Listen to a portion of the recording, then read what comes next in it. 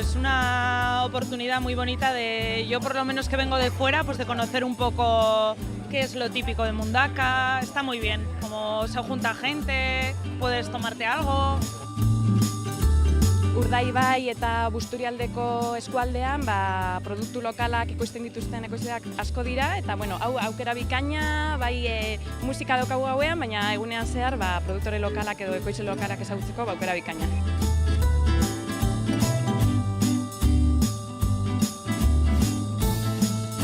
Está muy bien para que conozcamos todos los productos de aquí y nos animemos a consumirlos, claro.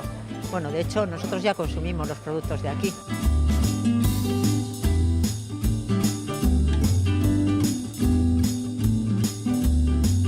Primerakoa iruditzen zait bertako produktuak gainera dakazu aukera dastatu erosi horretik eta ikusten da dana etxeko produktu dela eta zoragarria.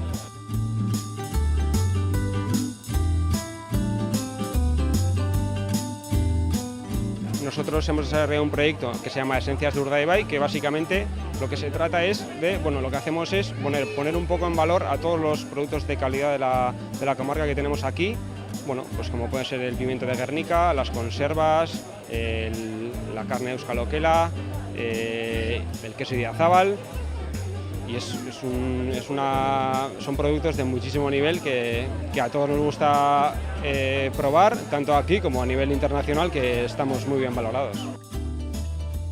Y es un momento, digamos, muy importante a la hora de generar conciencia también, ¿no? Porque uno cuando compra, compra y sabe lo que hay detrás. Y entonces detrás de esas personas hay un trabajo, una gran labor que se hace y es una manera también de premiar a estas personas. Pues yo que no puedo comer gluten, por ejemplo, pues he tenido la oportunidad de comerme un coquito de estos. También he visto que hay quesos y cosas típicas de la zona, verduras, hay un poco de todo. Pues me ha gustado, sí. Yo he podido comer y no siempre suelo poder en este tipo de mercados.